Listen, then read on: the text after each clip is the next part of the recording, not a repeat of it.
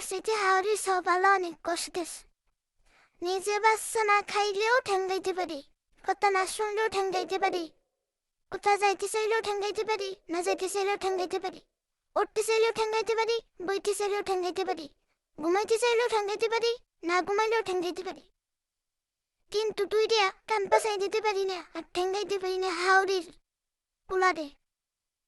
নিজের দ্বারা তো পারি তো পাশ করে দিলে কান পাশাই দিতে পারি, কিন্তু শাশুড়ির ছাওড়ারে মনের ভুলেও দেওয়া যাইবে না।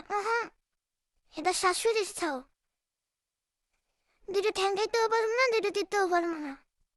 কি আর করবো? এটি এক প্রতিবাদী বউ, নিরীহ বউ, চাইলেও ইচ্ছা মতো শাশুড়ির বাচ্চাটারে ছাওড়ারে কিছু কইতেও পারি না, সইতেও পারি না।